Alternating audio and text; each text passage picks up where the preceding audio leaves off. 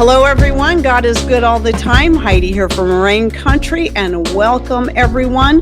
Today, I am talking about something I've actually talked about before, but it was another video I had to remove a while back, and about food fear-mongering, toxicity. Are these foods really toxic? And a few other things within that topic. Now, I do have a video that I did link to down below. I don't know, sometime within this last year, I think it was, and it was about how not to live in fear.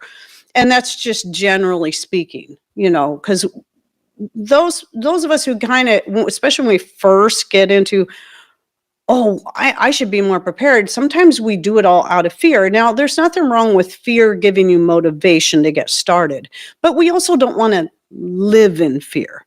And I think if I remember correctly, that video was more about that. And then just how to move forward and not live in fear, because I tell you what, the more prepared you are, the more you have your own gardening stuff, the less fear you have to succumb to.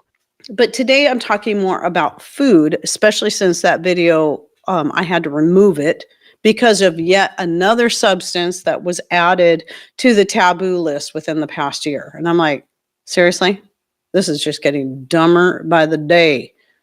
And so, I have to be careful what I say, but at any rate, I'll still mention things that get a lot of fear mongering, even though it's absolutely ridiculous. And so far, they're not banned topics on YouTube. And that is things like Brazil nuts, for instance, because they're high in selenium. So people are being taught to be afraid to eat more than 2 Brazil nuts a day because it might kill them. Well, that's just a bunch of nonsense. Because here's the deal. When you're talking about selenium, you're not going to get overdosed by eating with your selenium from its unnatural form like Brazil nuts. That is in reference to taking selenium supplements. The same applies to calcium. If you're getting calcium in its natural form, where everything is properly balanced, just like in the Brazil nuts, everything is properly balanced to for it, to work properly together within our bodies. But if you're taking calcium supplements separately, that can cause some serious issues, as can taking vitamin D3 in high quantities as a supplement. But you can eat a lot of vitamin D3 rich foods and not have to worry about overdoing it on D3. One of the other reasons I wanted to bring this up again about this is that I had another lady recently contact me. So this is 3 people I know of for sure, myself included, who when taking vitamin D3 as a supplement started having hair fall. And then so I'd start taking more vitamin D3 thinking, I need more vitamin D3 because my hair is falling out. The hair would start falling out in greater amounts. For me, when I quit taking the vitamin D3, my hair stopped falling out like that. I mean, I still get the regular winter shedding, but there's a difference between what I know is normal and what is abnormal. And when I'm taking vitamin D3, it makes my hair fall out more. What that tells me is I have plenty of vitamin D3, or at least that taking it in supplement form is not right for me. This is why I get frustrated when people say, everybody should be taking vitamin D3 supplements. Everybody should be taking iodine. Everybody should be taking this, that, or the other thing. And they're talking about supplements. And when that is just simply not true, you're taking a blanket statement and just throwing it onto everyone. That would be like saying, a doctor saying, well, everybody should take antidepressants, or saying that everybody needs to be taking oxycodone, codeine, whatever it is. No. So to make a blanket statement and say everybody needs to take this particular supplement or this particular pill it's just wrong. And I get tired of people preaching it because maybe they needed it. That's fine. And if it's helping them, that's great. But to assume that because someone over here said or some book that they read said that everybody needs more than they're getting, well, that blanket statements aren't right. However, here's the great thing about whole foods. It's funny how we're made to be afraid of Brazil nuts, but we're not made to be afraid of taking too many supplements, and possibly causing health issues. We're not being told this. So, yeah. So anyway, I had a lady email me saying that she was taking high doses of vitamin D3 and her hair was just falling out like crazy. And I told her, I think you need to just quit taking it altogether. Either cut way back or quit taking it altogether and see what happens. My son, the same thing. He's kept my hair. And I said, are you taking vitamin D3? Yeah. And he was taking it to get his hair fall to stop. I said, then you need to either cut way back or you need to stop. Well, he cut back. He said the hair fall slowed down, but it's still falling out probably more than it should. And I personally think he just needs to stop taking it altogether. But because we're taught that, well, we have to take it. Well, if you're having these side effects, it's possible you're getting too much. So it's really hard to find, but you can find it if you do some really deep research. Usually when you try to look up vitamin D3 toxicity and hair loss, what you'll find is a lot of sites that will say, well, if you're losing your hair, you need to take vitamin D3. But I finally found a couple of different ones where if you go all the way down to the bottom, they say, but too much can cause your hair to fall out too. It's like, there you go. And so I know for sure 3 different people taking vitamin D3, hair fall, stop taking it. Yeah. And there was a change. With that said, let me mention a few more things that we're taught to be afraid of, and that is like raw elderberries. Generally speaking, yes, but it's not the elderberry as a whole. It's the seed. Well, when you consider how small the elderberry is, who's going to de-seed an elderberry to eat it? But once you cook it, it's not a problem. However, and this applies to the red elderberries too. I was reading how a lot of times Native Americans didn't always cook their elderberries. They just ate them raw with seeds and all, and would just follow it up with a lot of water. While I would still recommend cooking the elderberries, when I make my elderberry tincture, I make it with dried elderberries that were dried from a raw state. They aren't necessarily cooked, they're just dried. There is a difference between being dried and cooked. I mean, you can have something dry at a high heat and have it cook, but it just all depends on the heat that's being dried at. The calcium, when you're getting it from the foods that are high in calcium, also have magnesium, potassium, phosphorus, manganese. All these minerals are needed to work together rather than being taken separately. But if you just look it up, look up foods that are high in calcium. And then find out if those same foods also have magnesium and so on and so forth. You'll find that they do. And so, like, here's an example. Is right here, I have ground eggshells from my own chickens. Now, I don't always remember to do this, but I take the eggshells, I grind them up and take them as my supplement for calcium because the eggshells are also high in all those other minerals. And so they're properly combined within the eggshell. And I can tell when I need more calcium because my teeth will start to turn a little grayish. Well, it's not really gray. If you see your teeth turning gray, look closer. What you're seeing isn't your teeth are turning gray, it's that they're turning translucent, which means they don't have as much mass in there as they should, and you need more of your minerals, not just calcium.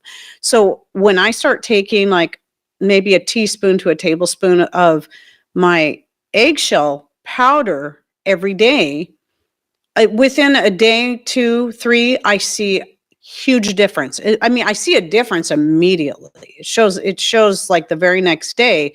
And then the more I keep up on it, the more I see my teeth taking on the proper color that they should have. So again, because it's properly combined and it's cheap, it's actually free, really. Because a lot of people might think to just throw their eggshells away, which I don't. They either get fed back to my chickens or they get used like this or they get used in the garden. Like the elderberries, you don't have to be as scared of them as you think, because some people are a little worried about you're picking your own elderberries. But, it's really hard to get all those stems off there. Don't worry about it. If you're cooking it, it doesn't matter, because the toxic stuff that's in the stems and the leaves is the same as in the seeds. And you can cook that out. So if you're cooking it, you're making a decoction out of it, you don't have anything to worry about. So I don't worry about getting every teeny tiny little piece of stem off my elderberries. What are a few other things that oh gosh, and before I shot that last video, somebody said, I don't know if they're just being a troll, but I'm like, are you serious? Somebody said, but I heard, I don't remember what video it was on. I heard that oregano, this is all caps, okay. I heard that oregano is toxic. And I'm like, nah, this has got to be a joke. Are you for real? No, it's not. Now, oregano oil can be really hot and it can burn you if you're not careful. So maybe that's what they're thinking of. But a few other things. Nutmeg. That's another big, let's be scared to death of nutmeg because somebody over here took massive amounts of nutmeg and they died or they got really sick. Anything in high quantities can be toxic. And even if you're drinking the healthiest, cleanest, purest water, if you're drinking a gallon in a short period of time, it can kill you. So it's about moderation. So one of the examples I like to give people, it's like, okay, if you believe in going to the doctor and getting your prescriptions, what does that prescription come with? It comes with a certain amount. Now, remember, that particular medication that the doctor prescribes is all guesswork. It might be educated guesswork, but it's still guesswork because he's not going to know if that medication is going to be right for you until you take it and you start having issues with it. Okay, well, let's try another one. And then the amount he prescribes or she prescribes, that is also guesswork. But regardless, when you go home and you got that bottle of medication, are you going to take the whole bottle all at once because, well, this is supposed to help? No, that would be stupid. You would take one or two, however many is prescribed at a time. So when we're looking at, especially when we're looking at certain herbs and foods that we're taking for this or we're consuming for the sake of helping with ailments, think of it the same way. It's not about taking a whole bunch of something. Like I'm going to eat a bowl of Brazil nuts, of raw Brazil nuts, this big, to help with my thyroid. Well, that would just be dumb. Okay, I still don't think the Brazil nuts would hurt you, but let's say raw horseradish. Raw horseradish can be toxic in high quantities. And I've shared this story before, but years ago, there was somebody that I knew pretty well, and we were friends on Facebook, and we kind of lost touch, but we were still friends on Facebook. They never interacted on my posts until the day I put out, this was years ago, this is long before I started my channel, I put out a post about the benefits of raw horseradish. And this person comes in and says, raw horseradish is toxic in high quantities. And I'm like, well, first of all, let's just stop and think about this. How many people are going to take raw horseradish and fill up a big bowl of it and just eat it? Just eat it. I don't know. Maybe somebody would do that. I don't know if they'd have any sinuses left by the time they were done, but yeah, typically when we're eating things like horseradish, we're eating it in small quantities. It's not going to be toxic. And the chances of it being toxic to you are incredibly slim. But the amount of benefits. So here's this long list. Let's just say it's this list. You got this long list of benefits of raw horseradish. Down here at the bottom, can be toxic in high quantities. Okay. Would I rather take this or this prescription that has a long list of side effects, but might help with this particular ailment? Which one makes the most sense here? So I just get really, really frustrated with the constant fear mongering. And here's some more I'm going to go on about. And that is There's a lot of people on special diets because they're trying to heal their gut, or they're trying to heal this, or they're trying to heal that. I have absolutely nothing against that. I think it's great that people can find maybe a carnivore diet or a dairy-free diet or a vegan diet or whatever diet, grain-free diet, whatever it is. If that's what you need to do to heal your body, great. But that does not mean that that diet is right for everyone, or that that diet is right for a long period of time. Usually things like that are used to help heal the body of whatever ailment is going on. But our bodies are made to consume foods from all categories, from the grains, from the meats, the dairy, the eggs, the fruits, the vegetables, because we've also been taught to fear vegetables. We've been taught to fear fruits. We've been taught to fear the fish. It doesn't matter if it's farm-raised fish. Well, it's farm-raised, or if it's wild caught. Oh no, it's got high levels of whatever. I mean, there's always something that we're being taught to be afraid of when it comes to what we eat. So pretty soon what we're doing is we're scared to eat or drink anything. But then what's going to happen? Well, then we're going to have to worry about dying from starvation or dehydration. And it's a matter of, obviously, when you're looking, let's say with the meats, you're wanting to look at your most organic, naturally raised meats, eggs, dairy that you can find.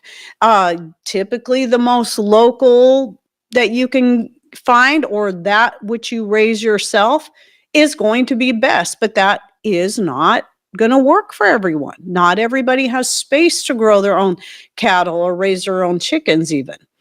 And so you just got to find what you can get.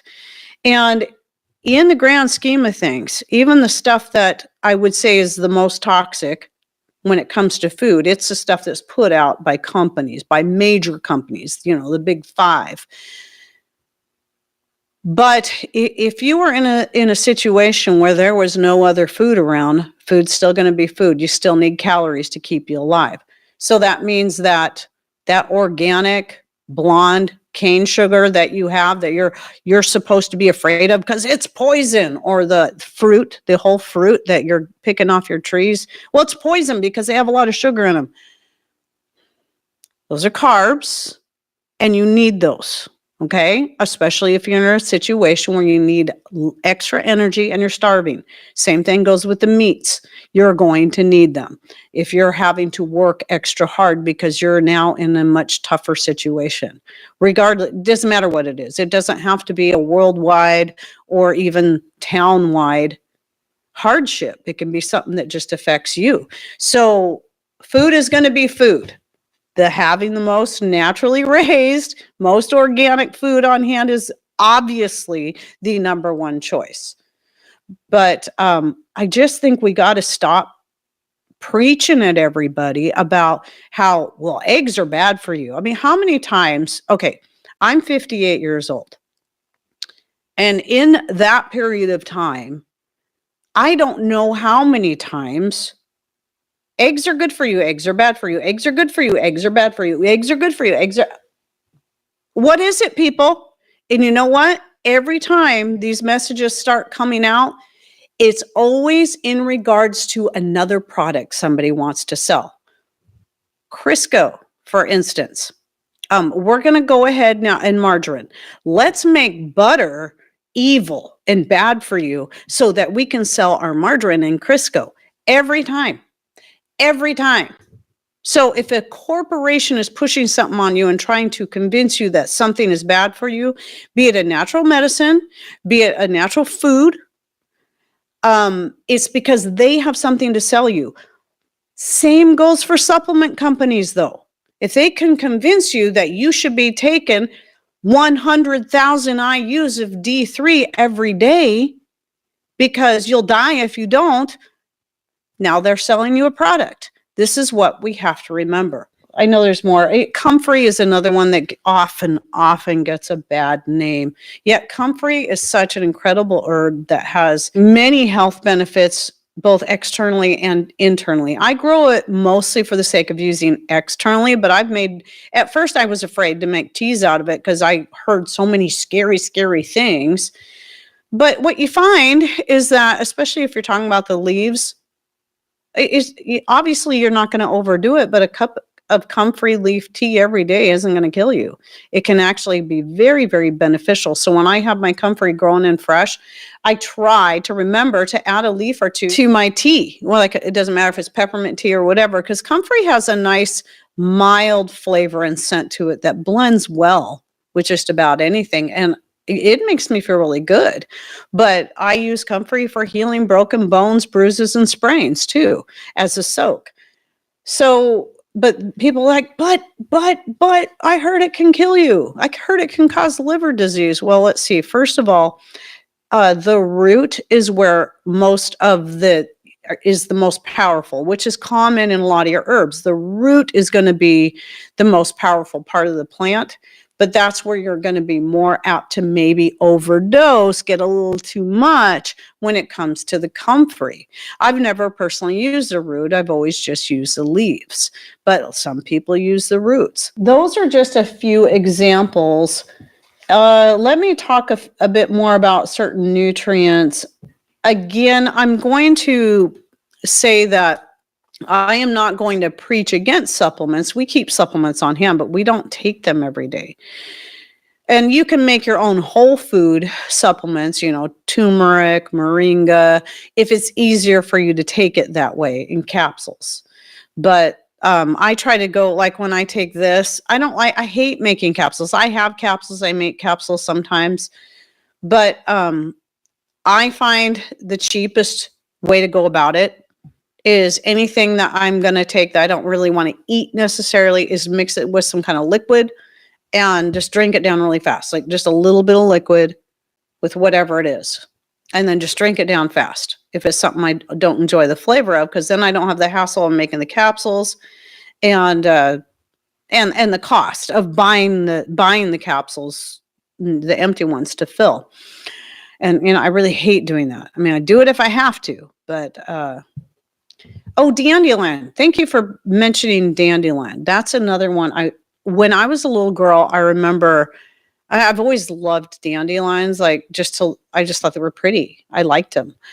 But I never thought of eating them. And I remember somebody told me, which was another kid, that the milky part, the sap inside the stem was poisonous and to be careful not to eat it. I was like, really? So for years and years, I really thought, clear into adulthood, I thought that was toxic because one other little kid said that her parents told her that was toxic. Or I don't think they said toxic. We used poisonous. It's poison.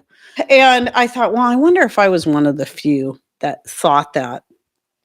And then sometime within the last year or two, somebody came into one of my videos on dandelion and said, well, I thought that white stuff in the stem could kill you. It's like, no.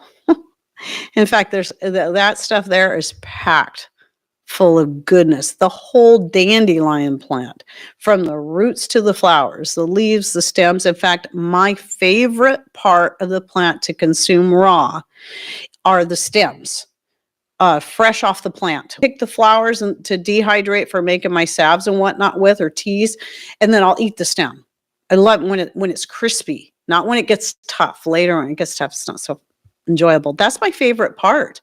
It's not as bitter as the root or the leaves. It just has a subtle sweetness to it, and then it's got this nice crunch. And I feel like I'm getting a lot of goodness out of that stem when I eat it, and it hasn't killed me yet. So just because even somebody you thoroughly trust says that something's toxic, do your own research into that and find out for yourself, because one of my early videos I did on calendula, on the benefits, I was only talking about the flowers, and I think I even said in that video that the leaves are toxic. Well, that was because I did a little research. Can you eat the leaves of calendula? And what I came across is that they were toxic. One site. I only went to one site. This is one of the reasons why I learned to not stop at one site and just believe what they said. Well, somebody had come in and watched that video. Yeah, I did say that. And somebody came in and watched that video and said, actually, no, the leaves are edible. You can eat them. I actually eat them quite a bit. I add them to stir fries and whatnot. And I'm like, really? So I did some more searching, and sure enough, I did some more searching and found that they are indeed edible. And I've eaten a couple of them. They're kind of a slightly bitter, spicy type flavor that I can see going well in certain dishes. But I mostly grow them for the flowers. I was going to go back to talking more about the supplements. So I just want to rehash the whole idea that when it comes to your things like your vitamin D, your calcium, your B vitamins are best not taken individually, but taken in a complex form. Where are you going to find B complex? Can be really expensive to find and purchase. But where do you think you're going to find B in its most complex form? It's going to be in, well, your meat, especially your red meat. Red meat has, what is it? Which B vitamin is it? Is it B12? I forget which. You guys, some of you probably know. But it's going to have one of those Bs that you're only going to find in your red meats. Remember back when the red meats were, oh, that's bad for you. You should stop eating red meat. You should only eat chicken or whatever. And you should only eat the dry white meat of the bird because the dark meat is bad for you. The best, tastiest part, you mean? Or the D3. D3 needs to be taken with K2. However, K2 supplements are pretty much worthless from what I was looking into, and it doesn't surprise me. So what's the best way to get D3? Well, in its whole food form, which is going to be animal products. You can get D2 and K1 from plant-based products, but D3 and K2 have to come from animal-based products. So your dairy, like butter, eggs, the yolk part, the part we used to be taught was really bad for you. Yeah, that kind of stuff. Fatty fishes like salmon and mackerel and sardines. So that's where you're going to get those things where they're naturally together the way they should be. And you don't have to worry about vitamin D3 toxicity in that case, which vitamin D3 toxicity also can lead to hypercalcemia, I think is what it's called. Real food, all of your nutrients are combined properly in your real food. In your real whole foods, that there should be no need to spend extra money to take supplements. And the best supplements, the best whole food type supplements can be quite expensive. Again, I'm not against doing that if you really need it, especially just like special diets to help your body heal. Sometimes we need to take certain supplements to help our bodies heal from whatever it is. Healing our thyroid because we were told we had low thyroid, and then we were on medication for 15 years until we decided we're just going to stop the medication and figure out how to deal with it ourselves. You might need to take iodine for a little while to get your thyroid boosted and running properly, working properly. For me, iodine wasn't the answer. It wasn't, definitely not the answer. Though people say, yeah, but everybody needs iodine. No, not everybody needs iodine. Some people, yes. Not everyone. But again, you can get iodine naturally from certain foods as well. Iron is another thing that a lot of people should not be taking. And especially if you are of Mediterranean descent and you have a blood trait called thalassemia, do not take iron. It can be very, very detrimental to your health. So I'm thalassemic because of my Mediterranean Italian descent, as is much of my family. And so we don't take iron, ever. I cook in cast iron and that doesn't bother me, but I know what it feels like to get too much iron. And I know I've shared this story before, but for new people, I used to be really big in taking B complex vitamins. And I mean, this is a long time ago. And I was taking a B complex that I found at Costco. I'm like, wow, it's a good deal for a B complex, but did not take the time to really, really look at everything that was in there. So I'm taking this B complex and I'm getting every day a little more tired, a little more tired, a little more tired. I'm trying to teach dance. I'm trying to do my big demonstrate the big grand jetés across the floor, and I can hardly even get off the ground.